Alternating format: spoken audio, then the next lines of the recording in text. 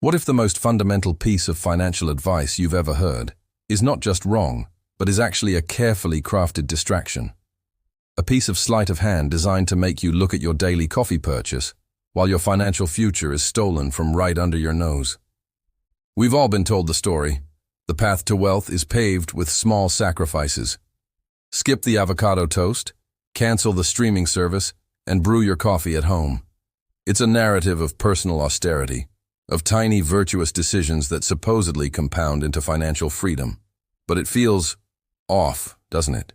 Deep down, we sense a profound disconnect between the problem, the crushing weight of student loans, a mortgage that feels like a life sentence, the constant anxiety of living paycheck to paycheck, and the proposed solution, saving $5 a day. It's like being told to fix a sinking ship by bailing water with a teaspoon. In this video, we're going to dismantle the myth of the $5 coffee. But this isn't just about debunking bad advice. It's about uncovering the invisible architecture that truly dictates your financial destiny.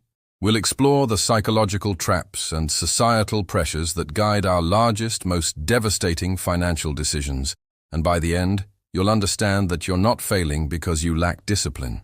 You are struggling because you are playing a game where the rules were written to ensure you can win. We have been conditioned to believe in the tyranny of the small. Financial gurus, articles, and daytime talk shows have all preached from the same gospel. Your financial ruin is a death by 1,000 cuts. It's the daily latte, the lunch you bought instead of packed, the subscription you forgot to cancel. And to be fair, the math seems to check out. $5 a day is about $1,800 a year. Over a decade, with compound interest, that's a significant sum. Case closed, right?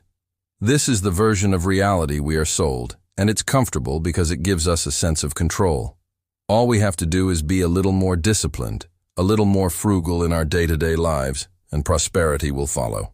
But if the problem is so simple, why does the solution feel so utterly insignificant? Let's be honest.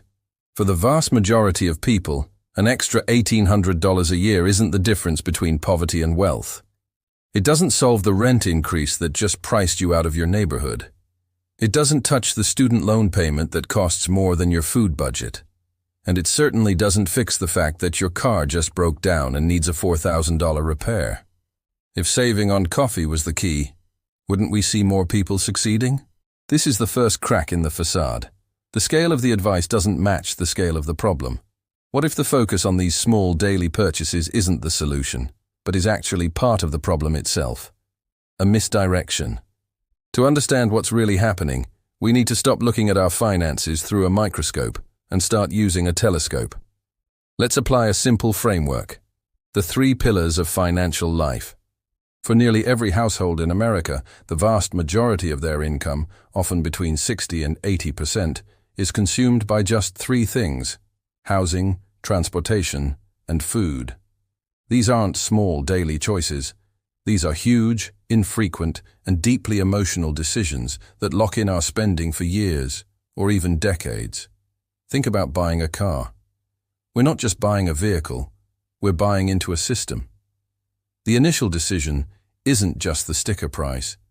It's the loan, the interest rate, the full coverage insurance required by the lender, the higher property tax in some states, the scheduled maintenance, and the inevitable depreciation. A $30,000 car doesn't cost $30,000. Over 5 years, it costs you closer to $50,000, and that's before a single repair.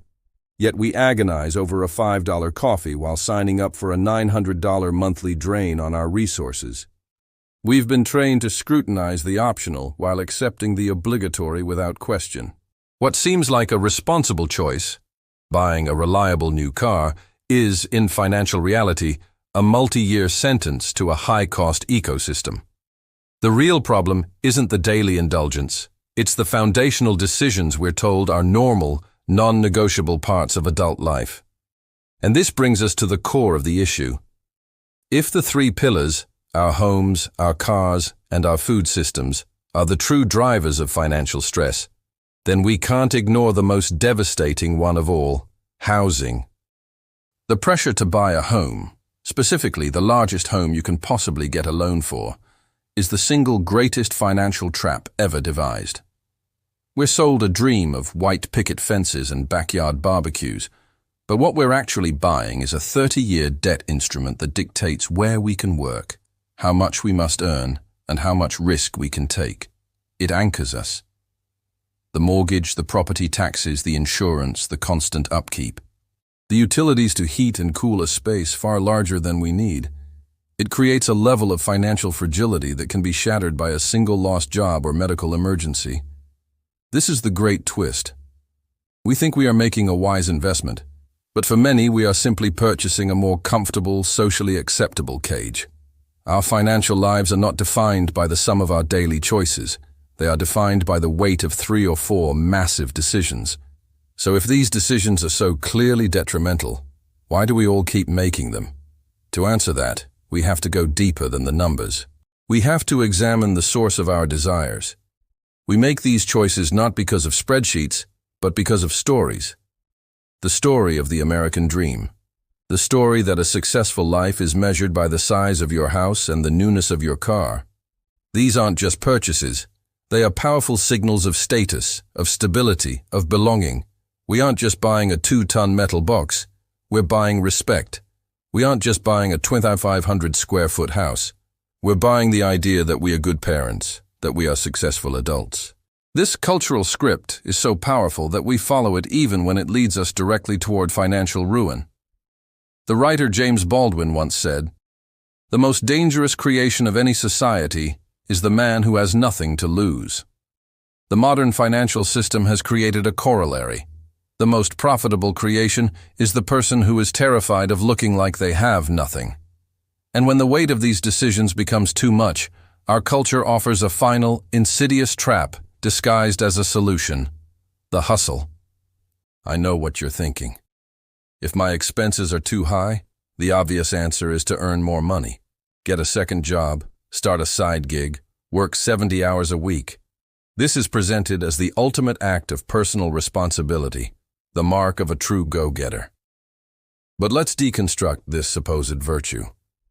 You are now working a second job, sacrificing your time, your health, and your relationships. Not to build wealth, but to maintain a lifestyle built on oversized, inefficient expenses.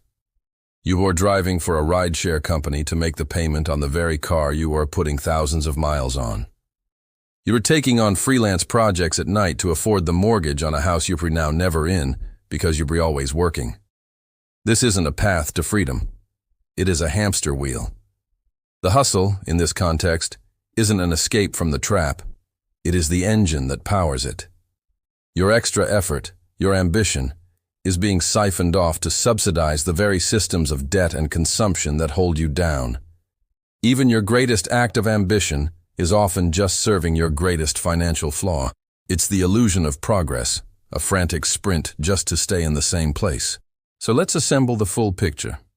We are told to focus on the $5 coffee, a triviality that keeps us busy and feeling virtuous. Meanwhile, the colossal pillars of housing and transportation lock us into decades of payments, not because they are necessary, but because they are symbols of a success we've been taught to desire. And when we inevitably begin to buckle under the weight of it all, we are sold the hustle as the cure, a remedy that treats the symptom by demanding we sacrifice our last remaining resource, our time. The final breaking point comes with a quiet, devastating realization. You get a raise at work, the biggest one of your career, and within 6 months, you feel just as broke as before. The money was silently absorbed by lifestyle creep, a slightly nicer car, a slightly bigger rental, eating out a little more. The machine is designed to expand to consume any new fuel you pour into it. Now that we understand the architecture of the trap, the distraction of the small, the gravity of the large, and the illusion of the hustle, the real question emerges. What does it actually mean to escape? The answer is not about deprivation, and it's not about working harder. It's about rewriting the entire script, and that changes everything.